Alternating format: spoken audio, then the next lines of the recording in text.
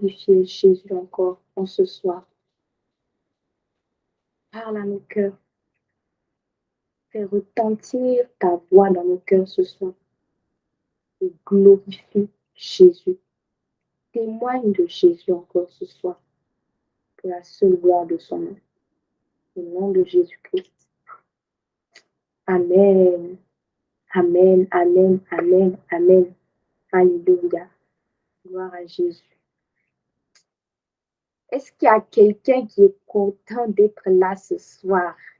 Je vous dis ma joie là, je vais vous communiquer ça. Ça va arriver chez vous, ça va remplir votre maison. Il y a une joie dans le lieu où je me trouve. Vous ne pouvez pas comprendre. Il y a une joie. La joie est dans la présence de Dieu.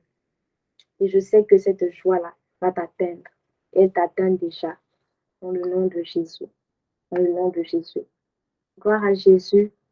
Je bénis le nom du Seigneur. Je bénis le nom du Seigneur pour la grâce qu'il me fait d'être là ce soir. J'ai la grâce, l'immense grâce, qui a en même temps une immense responsabilité de partager avec nous ce soir la parole. Et je veux rendre grâce à Dieu pour ce privilège, pour cette opportunité. Et aussi remercier Joël, notre frère Joël, qui me donne l'opportunité de prendre la parole ici en ce soir. Alors, quand j'ai appris que je devais donner la parole ce soir, mon premier réflexe, ça a été de me dire, qu'est-ce que je vais dire? Qu'est-ce que je vais dire en fait? Et en même temps, on va dire que je me suis ressaisie en griffe et je me suis demandé, qu'est-ce que le Saint-Esprit veut nous dire? Et le message que j'ai eu à cœur de partager avec nous ce soir, c'est un message que moi aussi j'ai appris, que j'ai mis en pratique et j'ai vu le fruit dans ma vie. Donc, c'est vraiment quelque chose que j'ai pratiqué et que je continue de pratiquer. Et je prie vraiment par la grâce de Dieu que Dieu nous emmène tous à aller dans la pratique. La pratique, la pratique, la pratique. C'était le premier mot qui résonnait dans ma tête. La pratique et la pratique. Ça fait des semaines de cela, en tout cas pour ceux ou celles qui nous suivent depuis longtemps. Je dis encore bienvenue à toutes les personnes qui nous rejoignent pour la première fois. Pour celles et ceux qui nous suivent depuis longtemps, ça fait des semaines que Dieu envoie sa parole pour nous enseigner. Il nous a parlé de prison, comment sortir des prisons du péché, sortir des prisons de la colère, sortir des prisons de l'amertume, sortir des prisons du manque de pardon, toutes ces choses-là qui nous retiennent et qui nous empêchent en fait de manifester pleinement la nature de Dieu en nous. Et ces dernières semaines, Dieu a commencé à nous parler de la rencontre. Il nous a dit clairement que pour être libre, on n'a pas d'autre choix que d'aller à la rencontre de Dieu. Il a commencé à nous dire d'abord que nous ne sommes pas indignes de la présence de Dieu. C'est-à-dire que tout le monde peut vivre la rencontre avec Dieu. La rencontre avec Dieu, ce n'est pas quelque chose qui est réservé à certaines personnes et pour d'autres, non. La rencontre avec Dieu, le fait de connaître Dieu dans l'intimité, ce n'est pas réservé à une catégorie de personnes et il n'y a pas d'autres personnes qui sont exclues. Non, c'est pour tout le monde. Déjà, je vais insister dessus. C'est pour tout le monde.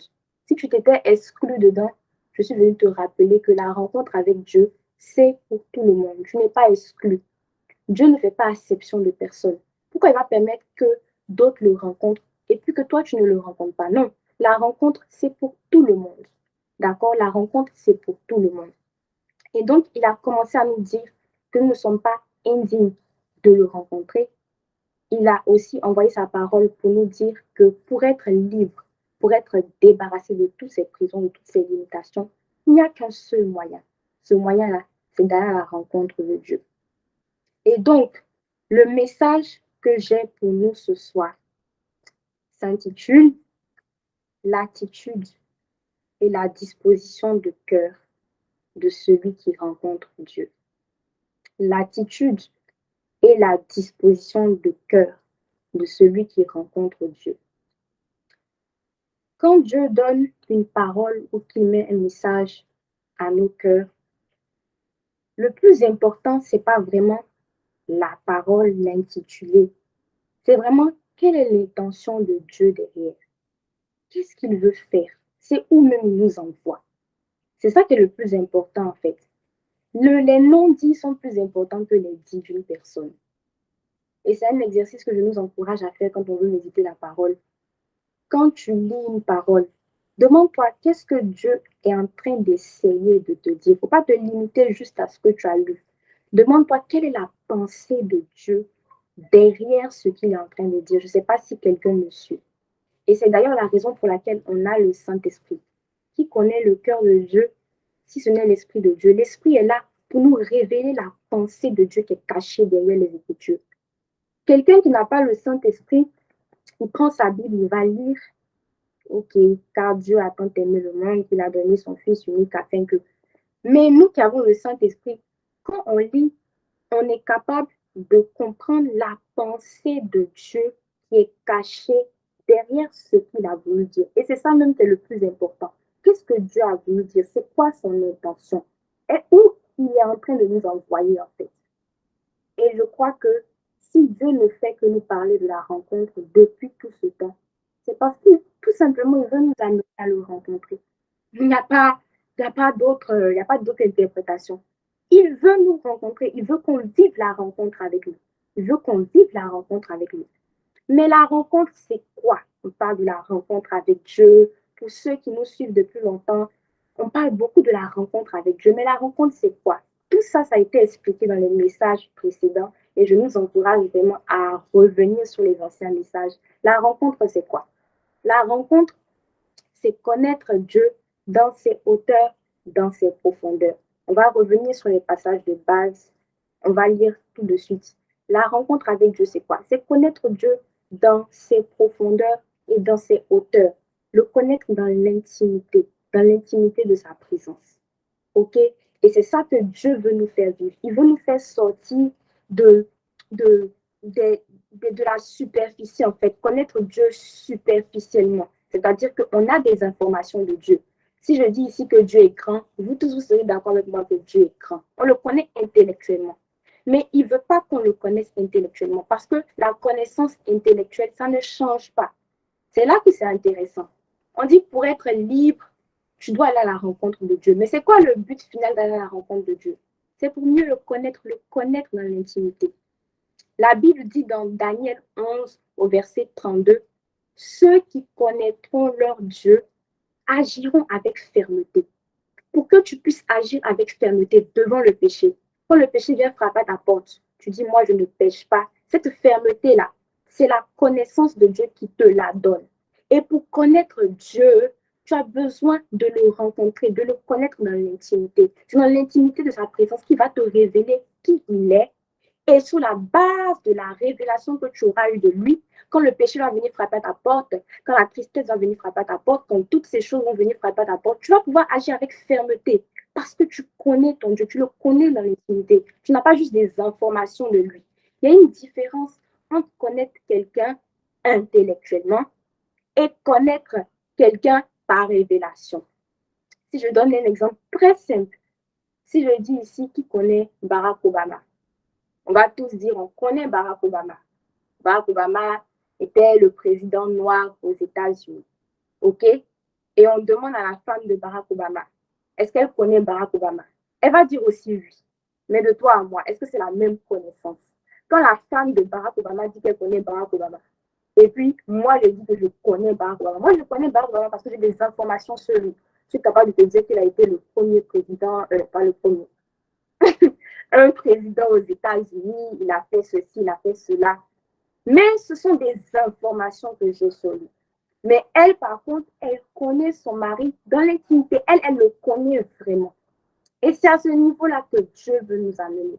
Il nous dit la seule façon d'être débarrassé des prisons du péché, de l'impudicité, de toutes ces choses qui nous fatiguent et qui viennent comme une contradiction entre sa nouvelle nature que nous avons reçue à la nouvelle naissance et la nouvelle nature qu'on est censé manifester. Ça vient en fait en contradiction. La Bible dit que tel il est, tel nous sommes dans le monde. Et je vois que je manifeste la colère. Je vois que je ne suis pas toujours en joie. Je vois que j'ai des difficultés à pardonner. Alors que Dieu, la Bible dit que Dieu est amour. Il y a une différence entre ce que Dieu est et ce que je manifeste. Et ce n'est pas normal. Mais ce qui va venir combler cette différence-là, c'est la connaissance de Dieu. Et pour le connaître, je dois aller dans l'intimité. Je dois le rencontrer. C'est ça le but final. C'est ça le but final. C'est ça le but final. Mais pendant que je méditais sur le sujet, et on en a déjà parlé même, c'est pas juste une question de connaître Dieu pour être débarrassé des prisons du péché. Il y a un but plus grand derrière. Il y a un but plus grand. Tu as besoin de connaître Dieu parce que c'est le moyen par lequel, quand Jésus va revenir, tu vas le rencontrer. C'est pas par des actes, c'est pas en faisant des choses que tu vas, euh, comment dire, que quand Jésus va revenir, tu vas repartir avec lui. Non, c'est en le connaissant dans l'intimité. L'exemple du passage dans la Bible où les gens disaient Seigneur, Seigneur, n'avons-nous pas prophétisé en ton nom? N'avons-nous pas fait de grands miracles en ton nom? Et Jésus a répondu Retirez-vous de moi, vous qui commettez l'iniquité, je ne vous ai point connu. Donc, le fait de connaître Dieu dans l'intimité et d'être connu aussi de lui, parce que plus on passe du temps avec lui, plus on est connu de lui dans l'intimité, ça nous assure aussi notre place auprès de lui. Donc, ce n'est pas juste une question de sortir des prisons. Oui, il y a ce niveau-là, mais ça a une portée encore plus grande. OK.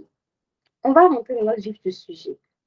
Je rappelle le thème, c'est l'attitude et la disposition de cœur de celui qui rencontre Dieu. Et je crois que on est tous au même niveau, on a tous compris que pour être libre, il faut rencontrer Dieu. On a compris l'importance de rencontrer Dieu. On s'est dit, OK, moi c'est décidé, je vais à la rencontre de Dieu. J'ai compris que c'est le plus important, donc je vais à la rencontre de Dieu. Parfait, bonne décision. Maintenant, il y a une attitude. Il y a une attitude à avoir lorsqu'on veut rencontrer Dieu. Alors, ce n'est pas un message nouveau. Ce n'est pas un message nouveau. Dieu, le Saint-Esprit ne m'a pas envoyé ici pour donner un message nouveau, en quelque sorte. Mais c'est pour vraiment mettre en pratique tout ce qu'on a reçu toutes ces semaines. Je suis venue, en fait, nous aider à mettre de façon pratique tout ce qu'on a reçu pendant toutes ces semaines passées. Et pourquoi? Parce que la Bible dit dans Jean 13, au verset 17, si vous savez ces choses, vous êtes heureux, pourvu que vous les pratiquez. Pourvu, pourvu. Si vous savez ces choses, c'est bien. Maintenant, pourvu que vous les pratiquez. C'était le premier verset que j'ai eu à cœur quand je préparais ces temps. Mettez en pratique la parole et ne vous bornez pas à l'écouter. On a écouté, écouté, écouté. Quand c'est comme ça, là, on met pause. Et puis on regarde. Est-ce qu'on pratique la parole? Est-ce qu'on pratique? Il ne suffit pas d'écouter pour écouter. Il suffit d'écouter, pouvoir mettre en pratique. Et c'est ce que je suis venue nous aider à faire ce soir ensemble. Alors, mon message ne va pas être long. Il ne va pas être long. Je vais juste partager avec nous ce que j'ai eu à cœur. Et je suis convaincue que le Saint-Esprit nous fera du bien ce soir par sa grâce. Amen. Amen. Amen, amen, amen. OK. Alors, on va lire notre passage de base qu'on a beaucoup lu ces dernières semaines qui se trouve dans Marc chapitre 5 Je vais commencer à partir du verset 1. Marc chapitre 5. Je lis. Ils arrivaient à l'autre bord de la mer, dans le pays des Gadaréens. Aussitôt que Jésus fut hors de la barque, il vint au-devant de lui un homme, sortant des sépulcres et possédé d'un esprit impur. Cet homme avait sa demeure dans les sépulcres et personne ne pouvait plus le lier, même avec une chaîne, car souvent il avait eu les fers aux pieds et avait été lié de chaînes. Mais il avait rompu les chaînes et brisé les fers, et personne n'avait la force de le dompter. Il était sans cesse, nuit et jour, dans les sépulcres et sur les montagnes, criant et se meurtrissant avec des pierres. Ayant vu Jésus de loin, il accourut, se prosterna devant lui. La première attitude à avoir quand on veut rencontrer Dieu, c'est l'empressement. L'empressement. L'empressement. Au verset 2, il est dit aussitôt. Donc, pour rappeler un peu pour ceux qui n'étaient pas avec nous, on a vu comment le fou, le démoniaque, le fou de Gadara a été délivré des chaînes, des prisons et de toutes ces choses qui le retenaient. Et on a vu comment il a été délivré en allant à la rencontre. Mais la rencontre, c'est l'élément global. Mais il y a des éléments, des détails que le Saint-Esprit nous donne qui peuvent nous aider à identifier l'attitude que le fou a eue et qui a contribué à sa délivrance. Et c'est ce qu'on va faire ensemble ce soir. La première attitude que j'ai vue, c'est l'empressement. Au verset 2, on dit « Aussitôt que Jésus fut hors de la barque, il vint au-devant de lui. » Donc, il y a une attitude d'empressement. Et au verset 6, « Ayant vu Jésus de loin, il accourut. » Je suis venue juste te poser cette question. Dans quelle attitude tu es venu, tu t'es connecté à ce moment ce soir? Est-ce que tu étais pressé de venir? Ou bien tu étais en mode, bon, c'est vendredi, ils ont envoyé le lien dans le groupe, bon, on va aller voir ce qui se passe là-bas. C'est qui a prêché aujourd'hui encore? Moi, je dis pas là-bas encore. À chaque fois que tu vas dans l'optique de rencontrer Dieu, tu dois aller avec une attitude d'empressement. Tu dois te hâter, tu dois te dépêcher. Est-ce que quelqu'un me suit? Est-ce que quelqu'un me suit? On ne va pas dans la présence de Dieu en traînant les pas. On ne va pas dans la présence de Dieu comme ça, nonchalamment. Non, on va avec empressement. On va avec empressement. On se presse, on presse les pas. On a hâte. C'est-à-dire que normalement, la réunion, c'est à 20h45 GMT. Mais toi-même, tu te connectes à 20h40 parce que tu es pressé. Tu vas rencontrer Dieu. Tu vas rencontrer le Créateur. Tu vas rencontrer celui qui est capable de te délivrer. Tu vas rencontrer celui qui détient les clés de la mort, du séjour des morts. Tu ne vas pas rencontrer n'importe qui. Et ça, c'est un exemple. C'est-à-dire, je suis venue parler de façon pratique aujourd'hui. C'est-à-dire des trucs que quand tu vas sortir d'ici, là, tu vas pratiquer. OK? Si tout de suite on te disait que demain tu avais rendez-vous avec le président de ton pays et que le rendez-vous était, je ne sais pas, à 13h, c'est clair que tu n'allais pas arriver là-bas à 13h. Mais tu allais tout faire pour arriver. Toi-même, peut-être que tu allais, la veille, tu allais mettre ton lit là-bas, te coucher là-bas pour l'attendre. Parce que c'est une personne importante, c'est une rencontre. Et c'est la même attitude qui doit nous animer quand on vient à la présence de Dieu. L'empressement. L'empressement, c'est ce qu'il a pratiqué. Aussitôt que Jésus fut hors de la barque, il vint au-devant de lui. Il n'a pas attendu, s'est empressé. Et au verset 6, il accourut, ayant vu Jésus de loin. Il n'a même pas attendu que Jésus s'approche d'abord. Il a accouru. Il a accouru. Mais qu'est-ce qui peut nous donner cet empressement-là dans sa présence? Qu'est-ce qui peut faire qu'on peut être pressé d'aller dans sa présence? Celui qui est pressé d'aller dans la présence de Dieu à la révélation de Hébreux 11, verset 6. Or, sans la foi, il est impossible de lui être agréable. Car il faut que celui qui s'approche de Dieu croit que Dieu existe, mais ce n'est pas tout. Il est le rémunérateur de ceux qui le cherchent. Et notre frère Joël a dit ici, il a répété, que celui qui va rencontrer Dieu, il ne rencontre plus Dieu, mais il rencontre le rémunérateur de ceux qui le cherchent. Tu es pressé d'aller dans sa présence parce que tu sais que quand tu vas venir, tu vas rencontrer Dieu. Tu le sais, tu es convaincu que tu vas aller rencontrer Dieu. Tu vas rencontrer le Créateur. Il va te faire du bien dans sa présence. Tu vas avoir une révélation de lui. Tu ne vas pas sortir comme tu es venu. Donc, parce que tu as cette révélation-là, tu t'empresses d'aller dans sa présence. Parce que tu sais que tu ne peux pas aller dans la présence de Dieu, aller le rencontrer, et puis sortir comme tu es venu. C'est impossible. Impossible.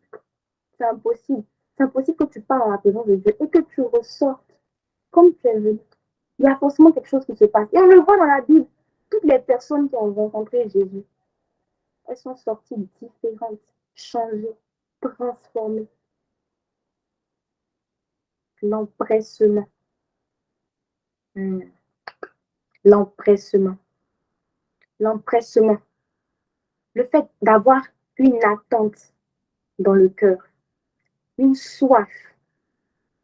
Il faut qu'il y ait une soif quand tu vas dans la présence de Dieu, quand tu te dis, je veux rencontrer Dieu. Il faut qu'il y ait cette soif-là en toi, une attente. Je m'attends à Dieu, je m'attends à lui. Je veux le rencontrer. Je sais qu'il va me donner une révélation de lui qui va changer ma vie. Chaque occasion, chaque moment dans la présence de Dieu, c'est une occasion pour être transformée, c'est une occasion pour être changée. Il y a des moments où je suis allée écouter des enseignements, c'est-à-dire que une seule phrase a réussi, ça fait un tac dans ma tête. Ça a réussi à changer complètement. C'est-à-dire une seule phrase. Une seule phrase.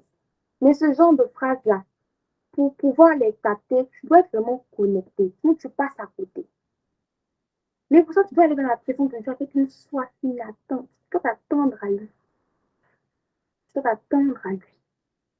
Ça, c'était mon deuxième point. Le troisième point, il se trouve au verset 6, toujours avec l'exemple du Marc chapitre 5.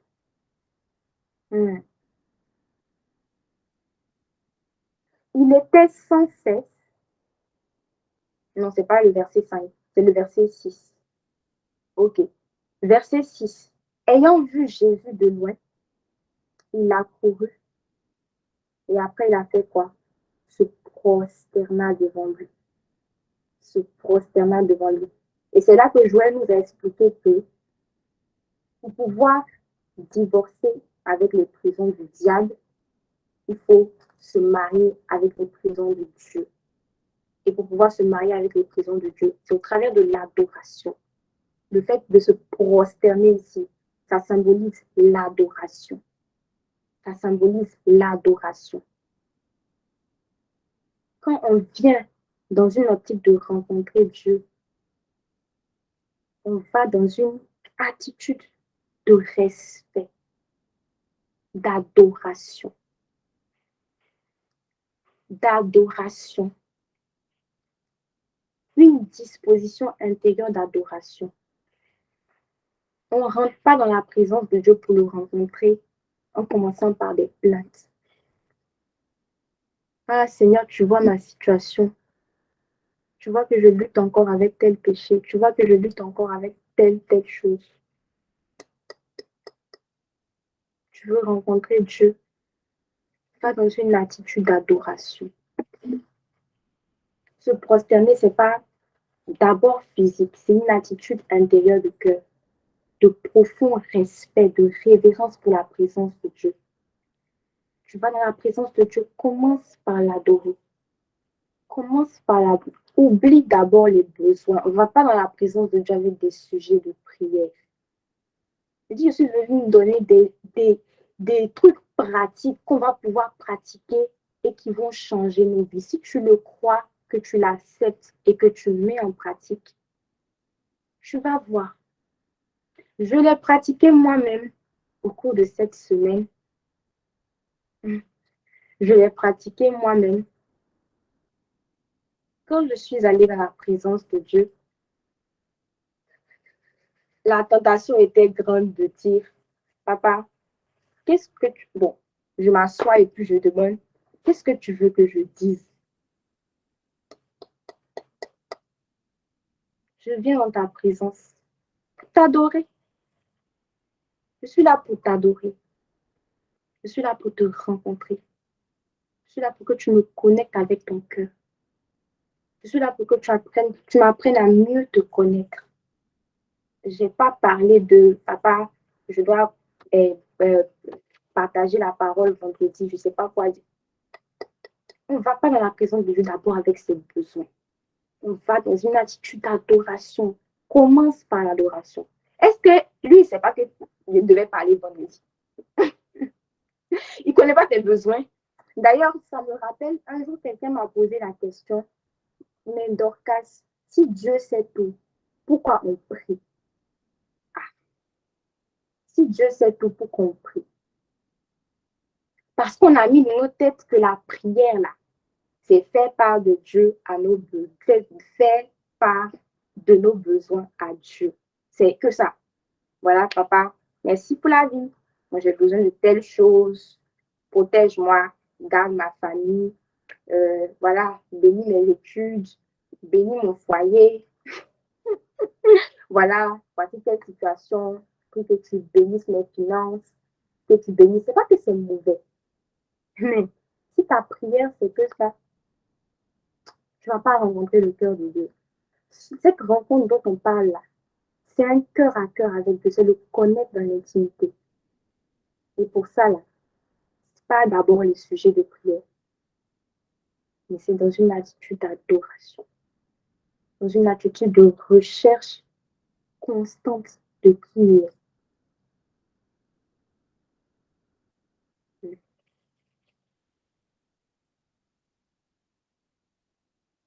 Le fou se prosterna. Le fou de Gadara se prosterna. Il se prosterna. Tu es élevé au-dessus de tous les dieux. Nous jetons nos couronnes, nous t'adorons. Tu es élevé au-dessus de tous les dieux.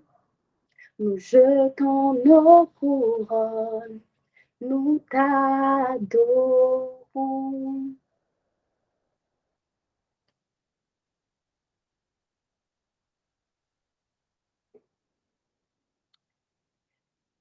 L'autre point que je veux aborder dans la rencontre avec Dieu, c'est toujours au niveau du cœur, de la disposition du cœur. Pourquoi le cœur? Pourquoi le cœur? Parce que le cœur, c'est le lieu où on rencontre Dieu. Quand on parle de rencontre, ça veut dire qu'il y a un lieu de rencontre, n'est-ce pas? Si je dis je vais rencontrer mon frère, il y a un lieu. Soit je vais le rencontrer devant le restaurant, bien soit je vais le rencontrer, je ne sais pas moi, devant un tel lieu. Donc, quand on parle de rencontre, il y a toujours un lieu. Mais ce lieu-là, c'est où? On va rencontrer Dieu. Ça se passe dans notre cœur. Le lieu de la rencontre entre nous et Dieu, c'est notre cœur. Tout se passe avec le cœur. Dans Genèse, l'Ancien Testament, le lieu de rencontre entre Adam et Dieu, c'était le jardin. C'était le jardin. Voilà pourquoi Dieu a dit à Adam, je te place dans le jardin pour que tu puisses le cultiver et le garder. C'est-à-dire, c'est le lieu où on va se rencontrer. Donc, tu dois entretenir ce lieu-là. Tu dois l'entretenir, tu dois le garder. Donc, le lieu où Dieu rencontrait Adam régulièrement, c'était dans le jardin. Mais aujourd'hui, le jardin n'est pas physique. Le jardin est notre cœur. C'est ce lieu-là où on rencontre Dieu. Et le cœur n'est pas un élément négligeable dans la rencontre. On va dire, c'est l'élément fondamental. Tout se passe avec le cœur. Tout se passe avec le cœur. Au verset 5, il est dit, il était sans cesse, nuit et jour, dans les sépulcres et sur les montagnes, criant et se meurtrissant avec des pierres. Le cri ici, on a été enseigné, le cri, le cri. Le cri, ce n'est pas forcément un cri audible, c'est-à-dire que tu m'entends crier, mais c'est le cri de notre cœur, c'est-à-dire que quand tu veux rencontrer Dieu, tu dois engager ton cœur. On ne peut pas rencontrer Dieu en priant mollement. Il faut que chaque mot que tu que tu fais sortir de toi, ça vienne du plus profond de ton cœur. Il faut que tu ailles puiser. Il faut que tu ailles puiser. Il faut que tu ailles puiser. Tu ne peux pas, tu peux pas rencontrer Dieu en chantant du bout de tes lèvres, en adorant du bout de tes lèvres. Et quand on dit il criait, quand il criait, le cri là, tu ne peux pas crier et puis il n'y a pas avoir quelque chose qui se passe dans ton cœur, c'est pas possible. Pour montrer que quand tu veux rencontrer Dieu, tu vas devoir engager le cri. Tu vas devoir engager ce qu'on appelle aussi la prière fervente. Tu ne peux pas prier mollement quand tu veux rencontrer Dieu. Il faut que tu sentes, quand tu es en train de parler, que ton cœur est en train de suivre ce que tes lèvres disent. C'est le moyen pour connaître Dieu dans ses profondeurs, dans l'intimité. Sinon, tu restes à la superficie. Et le verset qui m'a vraiment touchée, il y a un verset qu'on connaît presque, c'est quand les justes crient, l'Éternel entend et les délivre de toute leur détresse. Mais il y a un verset qui vient avant dans le même chapitre qui m'a beaucoup touché cette semaine. C'était dans le psaume 34, verset 7, qui dit « Quand un malheureux crie, l'Éternel entend et il le sauve de ses détresses. » Alors je me suis posé la question, Saint-Esprit, c'est qui le malheureux ici? Quand un malheureux crie. Et le verset que j'ai évoqué plus haut nous aide à comprendre ça parce qu'il est dit, si vous savez ces choses, vous êtes heureux, pourvu que vous les pratiquez. Si vous savez ces choses, vous êtes heureux, pourvu que vous les pratiquez. Toi et moi, on sait beaucoup de choses. Maintenant, là où le bas blesse, c'est au niveau de la pratique. Donc, le malheureux, c'est qui? C'est quelqu'un qui sait que l'amour a été répandu dans son cœur par le Saint-Esprit et que par conséquent, il ne peut que pardonner. Mais il voit qu'au niveau de la pratique, il y a un problème. Le malheureux, c'est lui qui sait que, il est dit dans la Bible, tel il est, tel nous sommes dans ce monde. Tel Jésus est, tel je suis dans ce monde. Mais je vois que au niveau de la pratique, il y a problème. Alors, qu'est-ce que je fais? La Bible me dit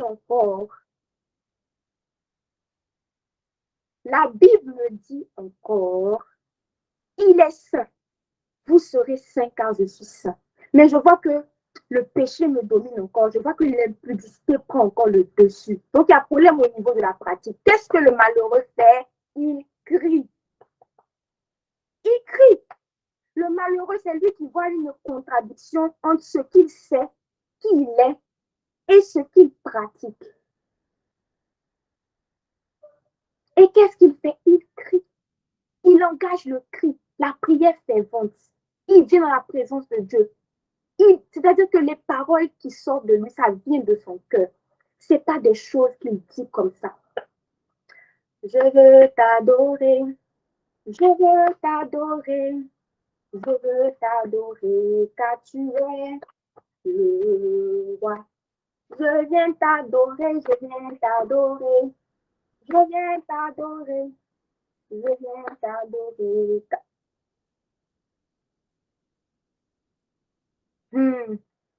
Tu viens l'adorer.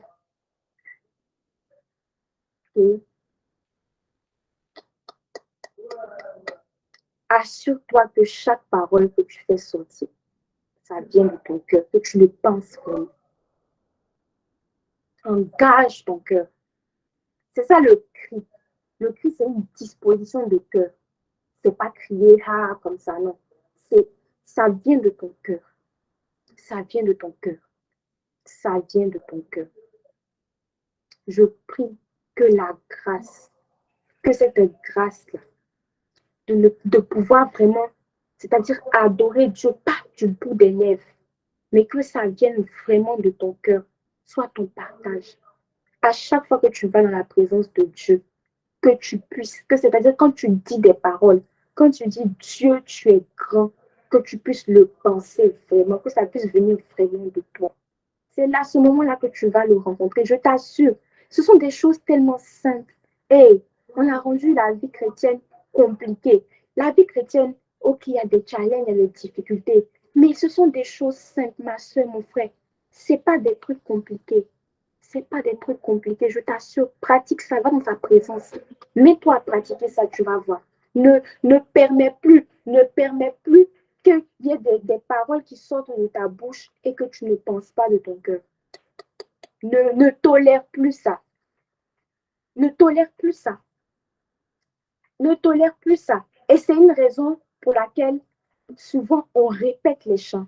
Moi, c'est ce que je fais. Quand je vois que ce que je suis en train de dire là, c'est pas encore rentré. Est-ce que mon cœur suit? Tant que je ne suis pas encore convaincue, je répète le chant. Je répète le chant. Voilà pourquoi tu dois partir dans la présence de Dieu avec empressement, mais quand tu es dans sa présence, tu ne dois pas être pressé. Va dans la présence de Dieu avec empressement, mais quand tu es dans sa présence, tu ne dois pas être pressé. Parce que si tu es pressé, tu passes à côté de la rencontre avec Dieu. Prends le temps. Prends le temps. Prends le temps. Quand tu es dans sa présence, prends le temps. Prends. Il dit, prends le temps. Prends le temps. Faut écrire dans le chat, prends le temps. Prends ton temps. Il y a des gens qui sont trop pressés quand ils vont dans la présence de Dieu. Ils regardent l'heure. Hey! Tu regardes l'heure. Hein? On regarde l'heure. Waouh! On prend le temps. On prend le temps, n'est pas pressé. Il faut que tu sois satisfait. C'est-à-dire qu'il faut que tu sois satisfaite de ce que tu es en train de dire là. Ça vient vraiment de ton cœur. Moi, c'est un exercice que je fais tout le temps. Quand je commence à chanter, je viens adorer. Ton nom est infiniment grand. Quand je commence comme ça, ok, je sens que mon cœur ne me suit pas. Je commence maintenant. Il faut que je pense les paroles que je dis. Que ton nom est infiniment grand. Quand je répète, plus je répète, ça devient réel pour moi. Plus je répète, plus je répète, plus je répète, plus je répète encore, je répète, jusqu'à ce que ça devienne vraiment une réalité, que ça s'installe en moi, que ça puisse s'enraciner en moi. Son nom est infiniment grand. Sa majesté s'élève au-dessus de tout. Tant qu'il n'y a pas ça, je ne m'arrête pas. Je continue. Je continue. Parce que pour rencontrer Dieu, tu vas devoir engager ton cœur. Le malheureux, il ne prie pas mollement, hein. Il crie. Il crie. Hein. Le malheureux a écrit. Il crie. Le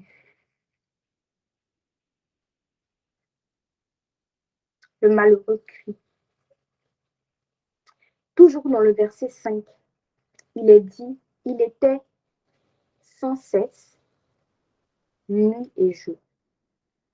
Et on a vu ici le sans cesse. On a été enseigné les semaines passées. Le sans cesse, nuit et jour. C'est pour ça que je dis, pour ceux qui n'étaient pas là, vraiment, si vous avez l'opportunité, allez réécouter les anciens messages. Parce que Dieu est en train de nous emmener quelque part. Il est en train de nous emmener quelque part. Donc, si vous avez vraiment l'opportunité, si vous avez l'opportunité, le lien YouTube, on va le mettre sûrement après.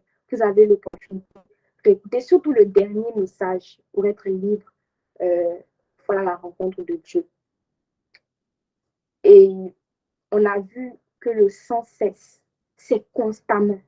C'est constamment. Et c'est là que j'ai été interpellée parce que quand je préparais ce message, au début, mon thème, c'était l'attitude et la disposition de cœur de celui qui vit contre de Dieu. C'est-à-dire, c'était dans l'optique de quelqu'un qui va dans la présence de Dieu. Par exemple, tu viens à ce moment de prière, ou bien dimanche, tu vas à l'église, ou bien, je ne sais pas, tu vas à un moment. Mais il m'a dit non, hein, ce n'est pas une affaire de moment de prière. le sans cesse. La rencontre avec Dieu peut se vivre en permanence. La rencontre avec Dieu peut se vivre en permanence. Ce n'est pas une question de moment de prière, hein, seulement. Hein. Ah non. C'est quelque chose que tu peux vivre en permanence. Tu peux vivre constamment la faim et soif de Dieu, le soupir, le cri du malheureux. Tu peux être dans cette atmosphère-là en permanence en train de chercher Dieu, de soupirer après lui, de l'adorer. Il était sans cesse, nuit et jour. Mais pour revenir dans le cadre de l'attitude avec laquelle tu vas dans la présence de Dieu, c'est quelque chose que tu dois développer chaque jour. Je dis, je suis venue te donner la pratique. D'accord, la pratique. C'est-à-dire que tu vas te déconnecter de ce moment-là. Tu sais ce que tu vas faire aujourd'hui, demain, après-demain. Dieu veut que tu le rencontres. Parce que s'il ne voulait pas, il n'allait même pas envoyer le message pour nous parler de comment le rencontrer, pourquoi tu dois le rencontrer. Donc, tu as vu que c'est important de connaître l'intention de Dieu. L'intention de Dieu est claire. Lui, il veut te rencontrer. Il veut changer ta vie. Il veut te faire sortir des prisons. Il veut te faire sortir de tes limitations. Ça, c'est clair. Maintenant, la balle est dans ton camp. Il te dit, ma fille, mon fils, je veux te rencontrer. Pour te rencontrer, voici l'attitude et la disposition de cœur que tu dois avoir. Maintenant, tu dois pratiquer ça. OK. Donc, tu te décides, aujourd'hui, je vais pratiquer ça. D'ailleurs, même ton zèle est trop. Dès que la prière finit, tu dis, moi, je veux rencontrer Dieu. Oh, je veux le rencontrer, je veux le rencontrer. Tu te déconnectes. Tu vas dans la présence. Tu commences par l'adoration. Tu es content. C'est comme ça. Et puis demain, aïe, c'est une pratique que tu dois développer. C'est une affaire de chaque jour, sans cesse, nuit et jour. C'est une affaire des jours, hein. C'est pas une affaire d'un jour, c'est une affaire de tous les jours, constamment, sans cesse, nuit et jour. Et Joël nous a expliqué ici le nuit et jour. Nuit et jour, c'est dans toutes les circonstances de ta vie. Jésus disait, la nuit vient où personne ne peut travailler. C'est-à-dire dans les situations de ma vie où même j'ai l'impression que Jésus ne travaille plus, où plus rien ne se passe, où ça ne va pas, où tout est perdu, tout est noir comme la nuit. C'est une affaire de nuit et jour. Mais j'aime bien la logique de la Bible. La nuit, ça commence la nuit avant d'aller au jour. Quand tu apprends à chercher Dieu la nuit, même pour le chercher quand tout va bien, ça devient compliqué. Tu es habitué. Tu es habitué même. C'est-à-dire que tu prends plaisir même à le chercher quand ça ne va pas. Je t'assure. Je t'assure. Quand tu es habitué à chercher Dieu, à aller à sa rencontre la nuit, même la journée, je trouve que c'est trop difficile parce que quand tout va bien, même là, souvent même là, bon, nuit et jour. Et vraiment, je vais insister dessus, sur la persévérance. Tu dois avoir une attitude de persévérance. La rencontre avec Dieu, c'est sans cesse. C'est tous les jours. C'est constamment. C'est en permanence. En permanence. En permanence. Tous les jours. Tous les jours. Tous les jours. Voilà pourquoi on doit constamment avoir faim et soif de Dieu. Et je suis venue dire à quelqu'un que c'est possible d'avoir faim et soif de Dieu. Moi, avant, je ne croyais pas ça. Je me disais, mais comment c'est possible qu'on ait tout le temps envie d'aller dans la présence de Dieu? D'abord, on brise cette forteresse de pensée-là. C'est possible d'avoir constamment faim et soif de Dieu. Tu sais pourquoi c'est possible? Parce que si tu as tout le temps faim et soif de Dieu, ça montre que tu es dans une bonne santé spirituelle. La preuve, quand on est malade, on n'a plus faim. Quand on est malade, on perd l'appétit. Quand on est malade, on perd l'appétit. C'est la même chose avec l'esprit. Quand ton esprit est en bonne santé, tu as toujours faim et soif de Dieu. C'est possible d'avoir toujours faim et soif de Dieu. C'est possible de te réveiller le matin, lundi, et puis tu as faim et soif de Dieu. Tu vas dans sa présence, tu l'expérimentes, tu sors de là encore, et puis tu as faim et soif de lui encore. Tu veux rentrer dans sa présence encore le soir, le lendemain encore, mardi, mercredi, jeudi, vendredi. C'est possible d'avoir tout le temps faim et soif de Dieu. Parce que le Saint-Esprit veut te remplir tout le temps. C'est simple. Soyez continuellement rempli de l'esprit. Et tu es d'accord avec moi que pour être rempli, il faut avoir soif. Tant que je n'ai pas soif, je n'ai pas envie de boire mon eau, donc je ne peux pas être remplie. Donc, pour que le Saint-Esprit me remplisse, il faut que j'ai constamment soif.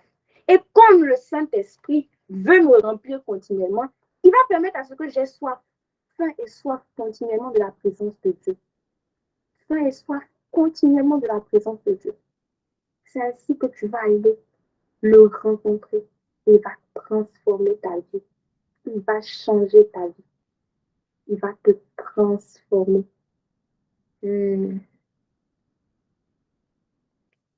va te transformer. Tu vas prendre plaisir à sa présence. Je suis venue dire à quelqu'un que tu vas prendre plaisir à la présence de Dieu. Tu vas prendre plaisir à l'intimité, à la rencontre avec Dieu. À la rencontre avec Dieu. C'est ce qui est dans le cœur de Dieu. C'est ce qu'il veut. Je suis venue dire à quelqu'un que Holy and Together, consacré, passionné pour Christ, là, c'est pas slogan. À toi, tu pensais que c'était slogan, hein? Faut dire, il y a quelqu'un qui ne savait pas. Écrit dans le chat. C'est pas slogan. C'est pas tagline. C'est notre identité. C'est ce que Dieu veut faire avec nous. Mais c'est pas ce qu'il veut faire. En fait, c'est ce qu'on est déjà, mais qu'on va manifester. On va être un peuple consacré, passionné pour lui, avec un seul désir, le connaître, le rencontrer. Quand tu te réveilles le matin, ton premier réflexe le matin, c'est rencontrer Dieu, c'est vivre sa présence. Et c'est ce qu'il va faire avec nous tous. Il n'y a pas besoin de prophétie pour ça. Non, il n'y a pas besoin de prophétie. C'est ce qu'il va faire avec nous tous. Tu vas arriver à ce niveau-là où tu te réveilles le matin. Ton seul soupir, c'est Dieu. Tu as envie de ne rencontrer que lui. Tu as envie de ne rencontrer que lui, que de demeurer dans sa présence. Tu vas aimer sa présence. Tu vas t'affectionner de sa présence. La prière ne va pas être un fardeau pour toi. Prier être un fardeau. Tu vas prendre plaisir à la prière. Tu vas prendre plaisir à être dans sa présence, à aller le rencontrer. À aller le rencontrer. Merci Jésus. Merci Jésus. Merci Jésus. Merci Jésus. C'est cette attitude-là qu'il veut qu'on ait en allant dans sa présence. Il veut nous rencontrer. Il a promis. Il a dit, si vous me cherchez de tout votre cœur, je me laisserai trouver par vous. Donc, lui-même, il attend ça. Il attend ça. Il attend ça. Il veut te rencontrer. Avant que toi-même, tu n'exprimes le besoin de le rencontrer, c'est lui d'abord qui était le premier à vouloir te rencontrer. Mais pour ça, là, tu dois le soupirer. Tu dois le désirer. Tu dois le chercher, lui. Et je reviens encore sur le fait de ne pas aller dans la présence de Dieu avec les besoins. Pourquoi avoir du pain quand je peux avoir la boulangerie? Pourquoi avoir un vêtement quand je peux avoir le magasin où on vend les vêtements? Voilà pourquoi, même si on a été enseigné ici, je ne fais que revenir sur les mêmes choses. Il n'y a rien de nouveau. Je ne fais que revenir sur ce qu'on nous avait déjà dit, parce que c'est un message pratique. Voilà pourquoi on a été enseigné ici à demander Dieu. Demande Dieu. Pourquoi tu veux demander le pain alors que tu peux avoir la boulangerie? Ah, tu veux partir demander la guérison, demain tu vas être guéri, et puis demain encore tu vas demander la guérison. Demande le Dieu qui donne la guérison. Tu veux demander, je ne sais pas moi, la sainteté. Demande le Dieu qui donne la sainteté.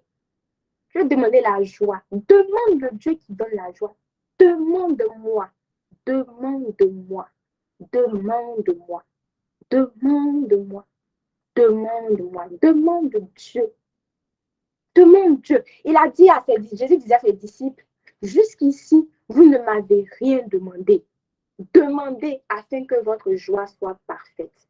Il y a des demandes qu'on fait à Dieu là. Il considère ça comme rien du tout. Comme rien du tout. Élève un peu le niveau de tes demandes. Dis à quelqu'un dans le chat, élève un peu le niveau de tes demandes. Il y a des choses là qu'on demande à Dieu, il considère ça comme rien du tout. Jusqu'ici, vous ne m'avez rien demandé. Demandez afin que votre joie soit parfaite. Demandez. Demande-moi et je te donnerai. Demande-moi. Demande-moi. Demande ma présence. Demande à nous rencontrer. Or, la vie éternelle, c'est qu'ils te connaissent toi et celui que tu as envoyé, Jésus-Christ. La plus grande demande, c'est de connaître Dieu. C'est de connaître Dieu. De connaître Dieu. Et pour le connaître, il faut aller dans l'intimité. Il faut le rencontrer. Il faut le connaître dans l'intimité de sa présence. Si tu veux connaître Dieu, si tu veux avoir la révélation de qui est Dieu, que c'est la révélation qui transforme, pas les informations. On sait trop de choses. On sait trop de choses. Nos têtes sont remplies d'informations sur Dieu. Dieu est comme ça, Dieu est comme ça, Dieu est comme ça. Mais quelle révélation on a? Quelle révélation on a de Dieu? Quelle révélation? C'est quand on va à la rencontre de Dieu, quand on va dans sa présence, qu'on peut le rencontrer et qu'il nous révèle qui il est. Il ne s'agit pas d'aller pour aller sentir les frissons, les sensations. Il ne s'agit pas d'aller dans la présence de Dieu pour dire que moi j'ai fait 2 heures dans la présence de Dieu. Moi j'ai prié 4 heures aujourd'hui. Oui là, j'ai prié. D'habitude, il n'a même pas fait 30 minutes, mais j'ai prié 4 heures. Tu as prié 4 heures, tu es sorti avec quoi? Avec quelle révélation de Dieu tu es sorti? Et c'est là que je veux aussi insister. Le plus important, ce n'est pas le nombre d'heures, ce n'est pas le nombre de temps que tu passes dans la présence de Dieu. Souvent, tu peux prier que 20 minutes. Mais quand tu sors, tu sais que tu as rencontré quelqu'un. C'est ça on veut. Ce n'est pas d'abord en termes de temps, pas en termes de quantité, mais en termes de qualité. Ce n'est pas en termes de quantité, c'est en termes de qualité. Il faut que quand tu sors de la présence de Dieu, tu puisses avoir une révélation de qui est Dieu. C'est de ça qu'il s'agit. Il ne s'agit pas d'aller dire que j'ai fait 2 heures de prière aujourd'hui, j'ai prié 2 heures, donc je suis trop spirituelle. Quelle révélation tu as eu de Dieu? Qu'est-ce qu'il t'a dit? Qu'est-ce qu'il t'a dit? Et c'est là que je veux revenir encore à la simplicité de la vie chrétienne. Si tu veux apprendre à connaître Dieu, va dans la parole, s'il te plaît. Va dans la parole. C'est vrai que ça n'a pas de lien direct avec le message, mais quand il faut le dire, il faut le dire. Va dans la parole. Va dans la parole. Il y a une petite sœur qui me demandait, mais Dorcas, priez là. C'est une communication avec Dieu. Je lui ai dit oui. Elle m'a dit, mais nous on lui parle là. À quel moment il nous répond? Il nous répond au travers de sa parole. Ouvre la Bible.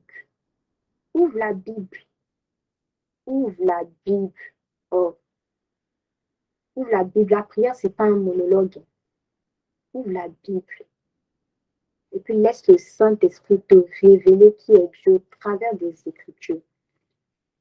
Laisse le Saint-Esprit te révéler qui est Dieu au travers des Écritures. Laisse le Saint-Esprit faire son travail. C'est le Saint-Esprit qui fait ça. La lettre tue, mais c'est l'Esprit qui vivifie. C'est l'Esprit qui fait que quand tu lis la parole de Dieu, ça devient une parole vivante pour toi. C'est-à-dire que ce n'est plus une lettre qui est écrite, mais ça devient vraiment quelque chose de vivant, quelque chose de palpable. Ça devient réel. C'est le mot.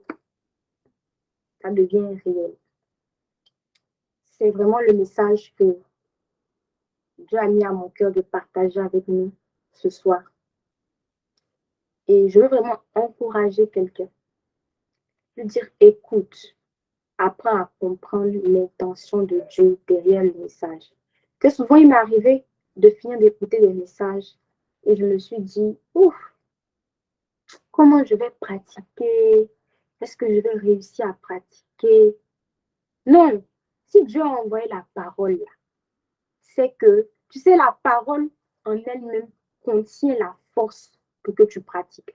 Quand Jésus a dit à la femme, va, ne pêche point, c'est parce qu'il a dit à la femme, va, ne pêche point, qu'elle est partie, elle n'a pas péché, elle n'a plus péché. La parole qu'il envoie là, ça contient déjà la force pour obéir. Depuis que j'ai compris ce principe, je t'assure, je ne m'inquiète plus. Parce que très souvent, quand je finissais d'écouter des messages, je me disais, ça là, comment j'ai pratiqué? Est-ce que j'ai réussi à... Ne pense pas comme ça. La parole que Dieu envoie là, elle contient déjà la force pour te permettre de pratiquer. Alors dis Amen, saisis et puis avance. Saisis et puis avance. Saisis et avance. Mais sache que à partir d'aujourd'hui là, hein, toi tu vas connaître Dieu dans l'intimité. C'est pas, c'est pas prophétie. Je sais que quand il envoie la parole, c'est parce qu'il veut faire ça dans ta vie. Et tu sais quoi? La Bible dit que Dieu fait ce qu'il veut. Mais toi, tu as compris que le premier sens du verset, Dieu fait ce qu'il veut, il est souverain. Non, ça veut dire que quand Dieu veut quelque chose, là, il le fait. Quand Dieu veut quelque chose, il le fait. Et parce qu'il veut qu'on soit un peuple qui est consacré, qui est passionné, qu'on soit débarrassé de nos prisons et toutes ces choses qui nous retiennent, qu'on le connaisse dans l'intimité, il va nous emmener à la rencontre. Il fait ce qu'il veut. Et parce qu'il veut, il va le faire. Merci Seigneur Jésus.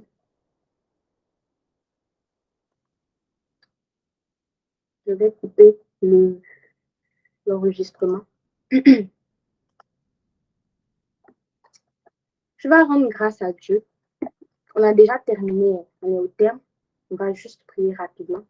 Tu vas rendre grâce à Dieu. Tu vas dire merci parce qu'il a parlé à ton cœur ce soir. Parce qu'il a pensé à toi. Il est venu t'encourager, il est venu te fortifier, il est venu te donner une parole. Tu vas lui dire merci tout simplement. Commence à lui dire merci. Merci pour la parole. Merci parce qu'il a décidé de faire de toi un amoureux, une amoureuse de sa présence. Parce il a permis que tu puisses saisir ces choses. Ce n'est pas de ta propre intelligence, ce n'est pas ton intellect, mais c'est le Saint-Esprit qui t'a donné de pouvoir comprendre ne serait-ce que quelque chose. Tu vas lui dire merci. Tu vas lui dire merci et tu vas mettre ta main sur ton cœur. Tu vas dire à Dieu que toutes ces choses que j'ai entendues là, qu'elles soient préservées dans mon cœur, que le voleur ne vienne pas arracher ces choses, que ces choses soient gardées dans mon cœur et que je puisse les mettre en pratique afin de voir ma vie être transformée par toi. Merci Père parce que tu transformes nos vies. Tu nous amènes à te connaître dans l'intimité. Tu nous amènes à aller plus loin avec toi.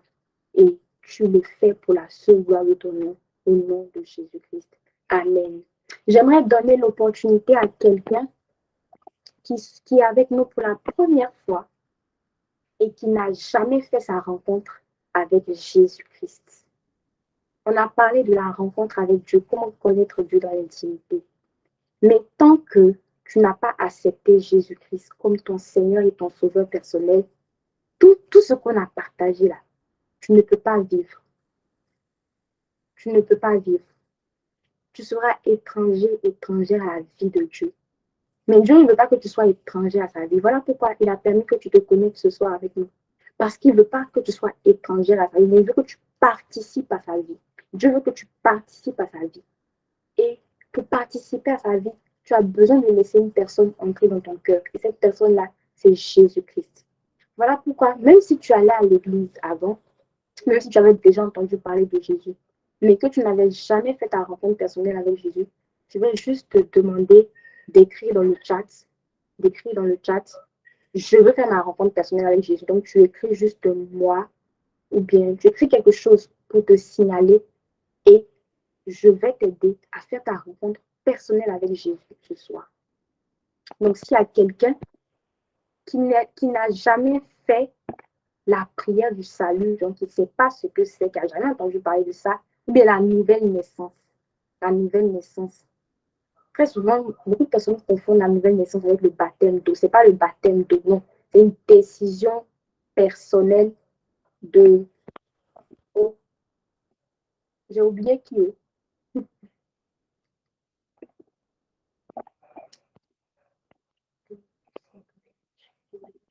Est-ce qu'il y a quelqu'un qui veut faire sa rencontre avec Jésus? Est-ce qu'il y a quelqu'un qui veut donner sa vie à Jésus ce soir?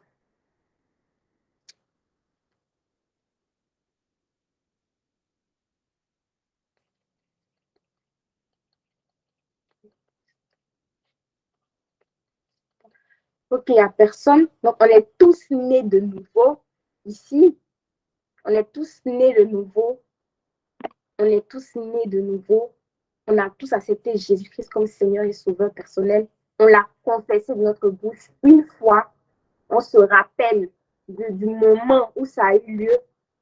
C'est très important.